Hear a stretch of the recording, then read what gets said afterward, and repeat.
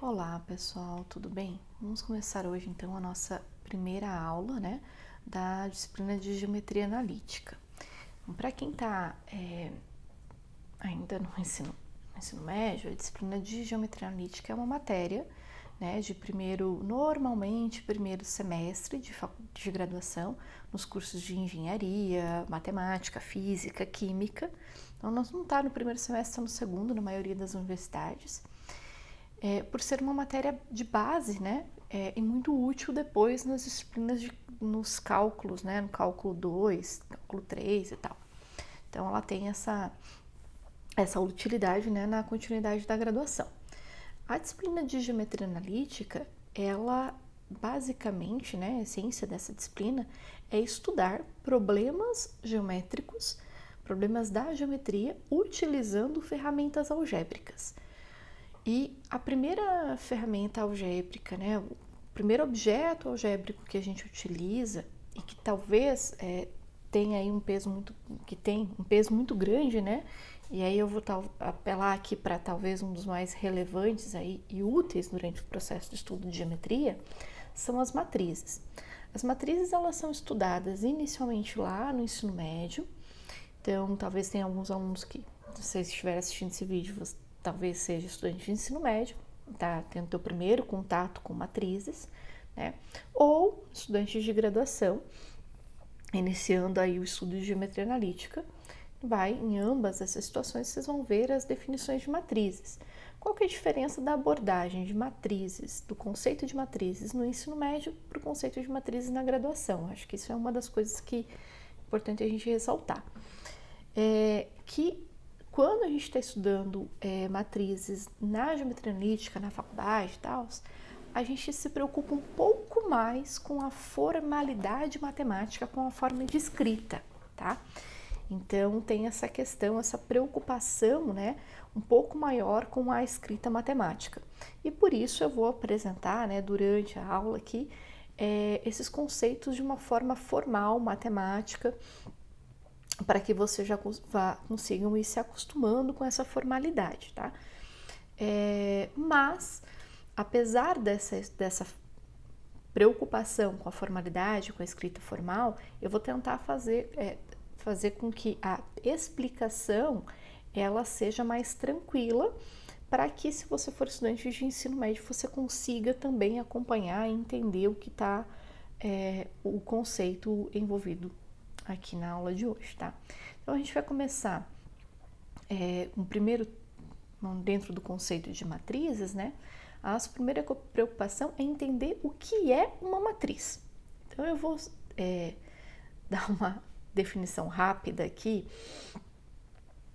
que basicamente uma matriz, ela é uma tabela de números, tá? Então, só uma tabela de números, normalmente números reais, organizados. Aí você pega os números, organiza ele em coluna e deu.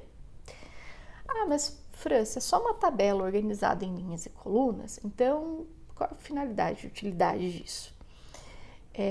A finalidade e utilidade disso, gente, é muito grande, é útil em várias situações.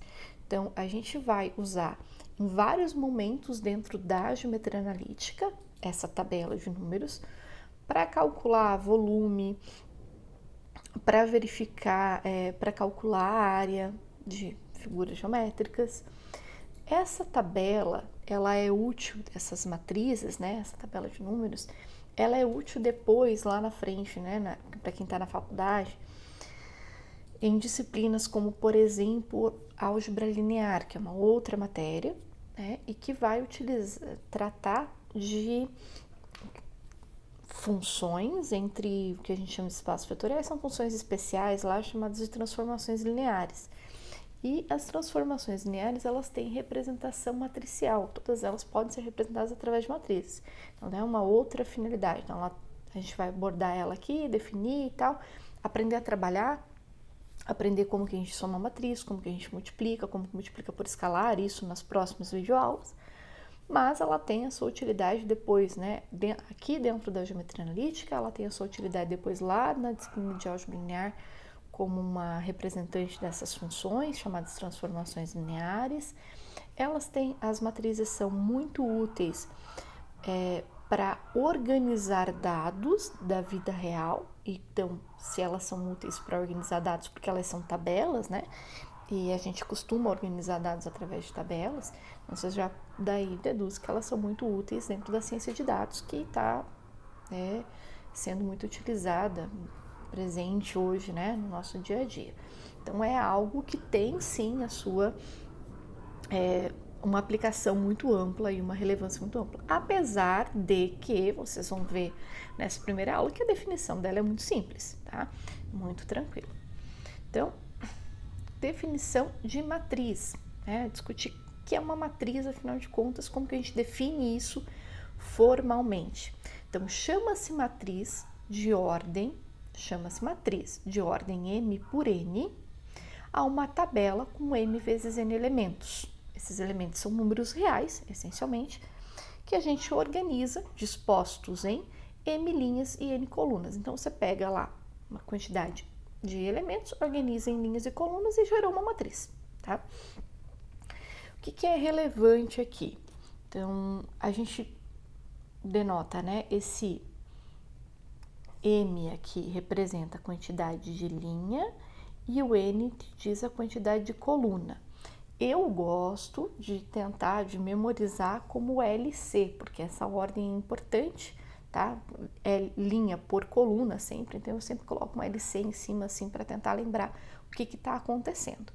Então, se eu pego uma matriz, a gente costuma denotar as matrizes de ordem M por N por letras maiúsculas. Então, sei lá, matriz A, matriz B, matriz C, sempre com um índice pendurado aqui, que é o tamanho, a ordem dessa matriz, quantas linhas e quantas colunas essa matriz vai ter.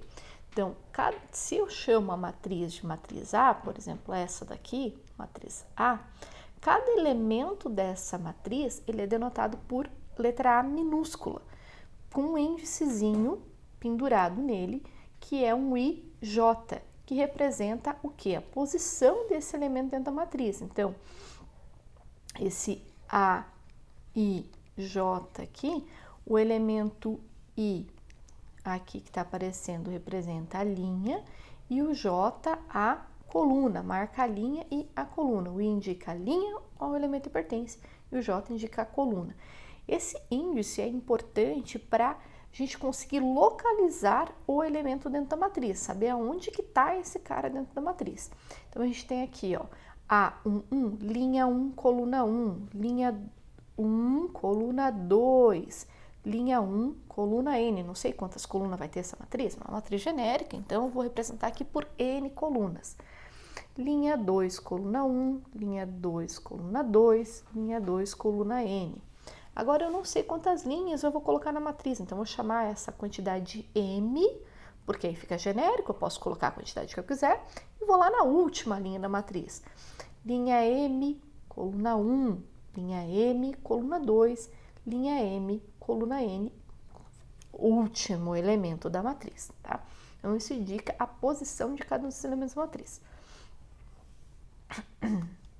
Então, para a gente fixar um pouquinho isso, vamos pegar alguns exemplos aqui. Vou pegar a matriz A, essa primeira matriz. Esta primeira matriz, ela tem linha 1, linha 2. Então, ela tem duas linhas. E ela tem coluna 1, coluna 2 e coluna 3. Então, ela tem duas linhas e 3 colunas. Por isso, tá aqui, ó, 2 por 3, quantidade de linhas por quantidade de colunas. Exemplos, elementos que pertencem a essa matriz. O elemento A, 2, 1. Então, quem que é o elemento A, 2, 1? É um elemento que está na linha 2 e na coluna 1. Então, vou lá, linha 2, coluna 1, 0. Portanto, o A, 2, 1 é 0. Agora, quem que é o A, 2, 2? É o cara que está na linha 2, coluna 2 também. O segundo carinha ali é 2. Então, vou lá, linha 2, coluna 2, está aqui, ó, 2. Portanto, o A, 2, 2 vale 2. Outro exemplo de matriz. Vamos lá.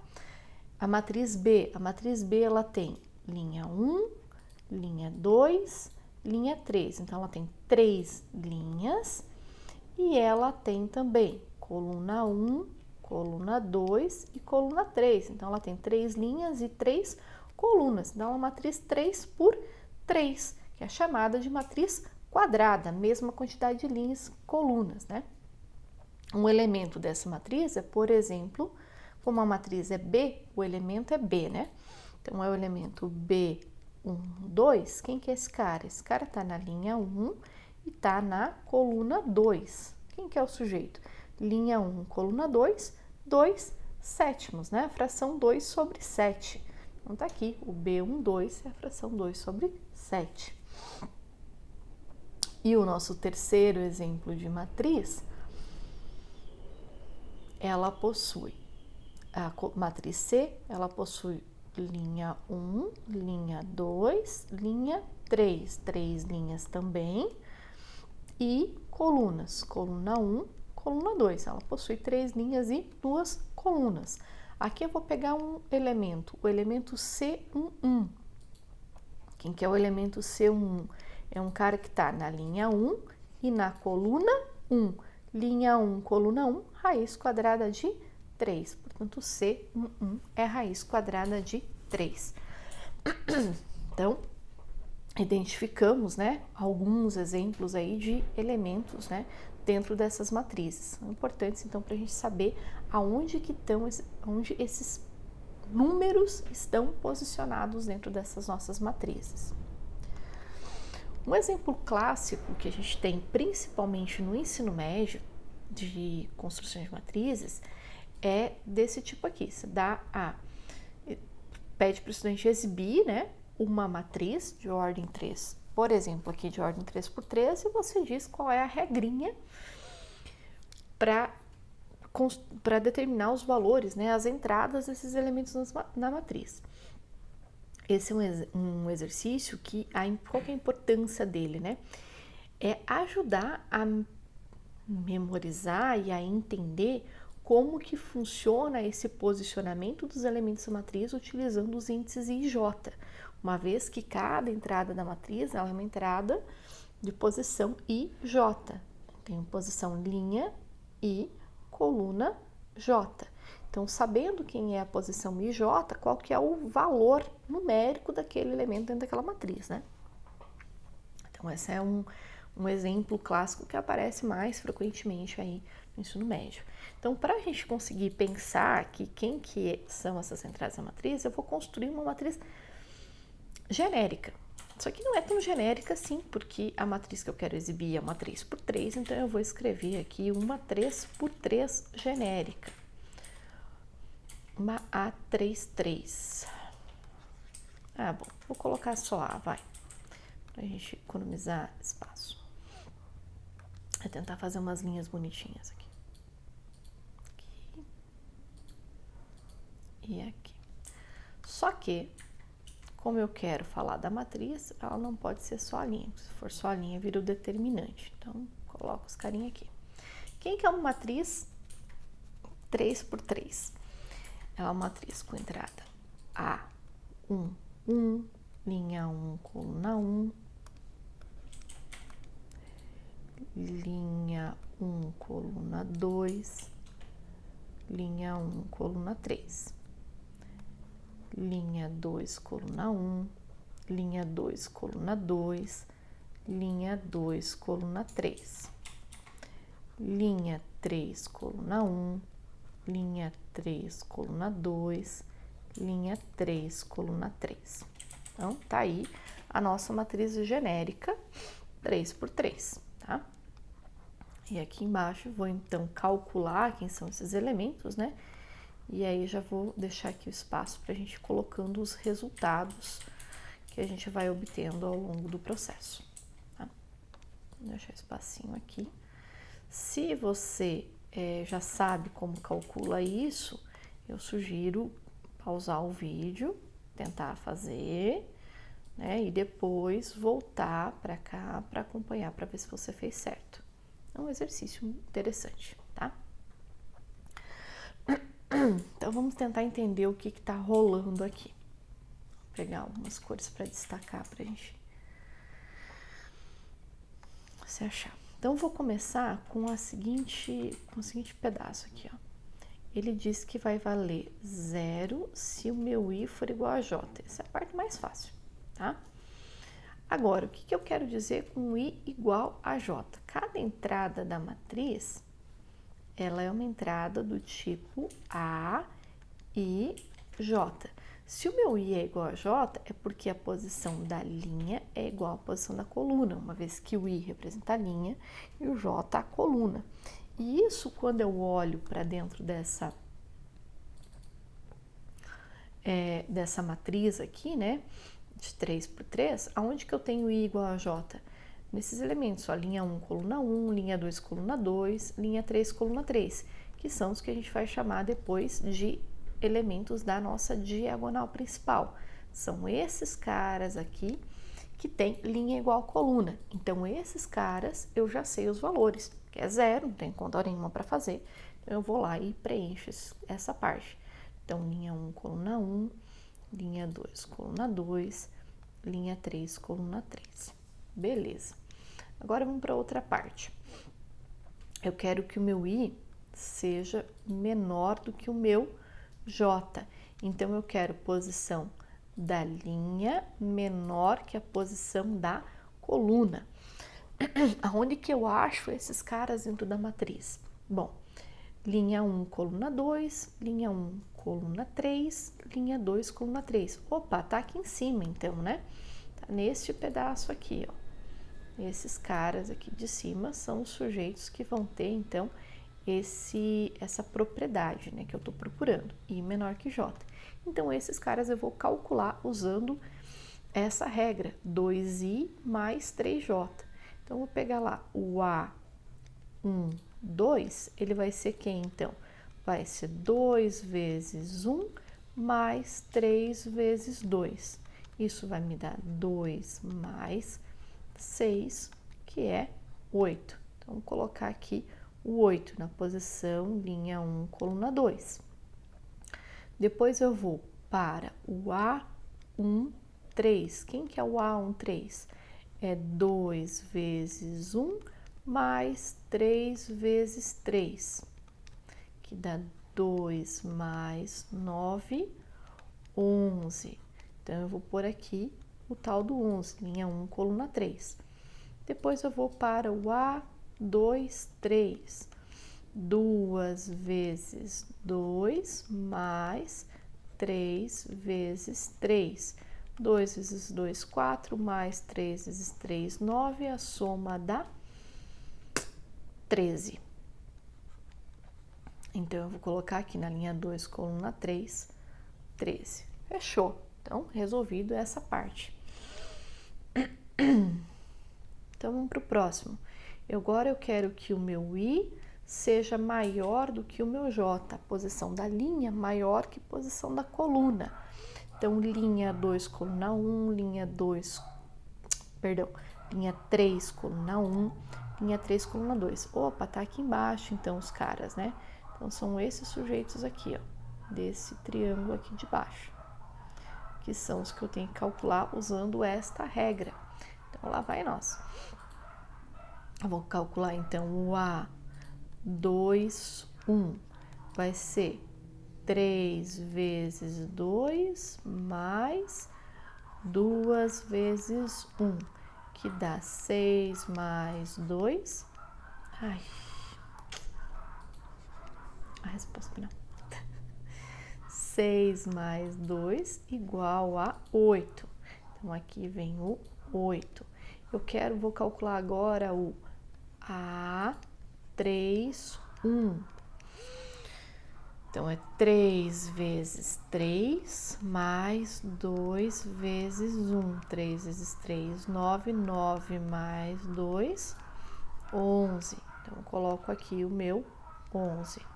A próxima é o A3, 2, que é 3 vezes 3 mais 2 vezes 2.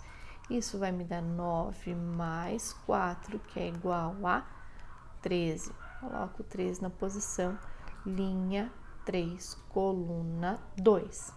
Então, está montada a nossa matriz. Essa matriz, ela é uma matriz quadrada, uma matriz 3 por 3, que tem, além de tudo, ela é chamada de matriz simétrica, porque os elementos aqui, ó, simétricos em relação à diagonal principal são iguais. Mas a gente vai depois definir o que significa uma matriz ser simétrica lá nas próximas videoaulas, tá? Bom, próximo conceito básico de matriz é dizer quando que duas matrizes são iguais. Então, a definição é o seguinte, definição formal, matemática, bonitinha. Sejam A e B duas matrizes de ordem M por N, dizemos que as matrizes A e B são iguais se e somente se A e J é igual a B e J para todo I de 1 a M e todo J de 1 a N. Então, o que eu estou dizendo aqui?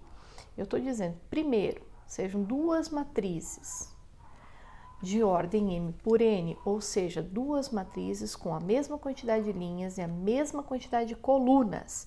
Caso contrário, não tem discussão de igualdade. Então, se você pegou duas matrizes que não têm a mesma ordem, não têm o mesmo número de linhas e não têm o mesmo número de colunas, elas não são iguais. Não tem mais nada para pensar a respeito delas, tá? Primeiro, elas têm que ter o mesmo número de linhas, o mesmo número de colunas.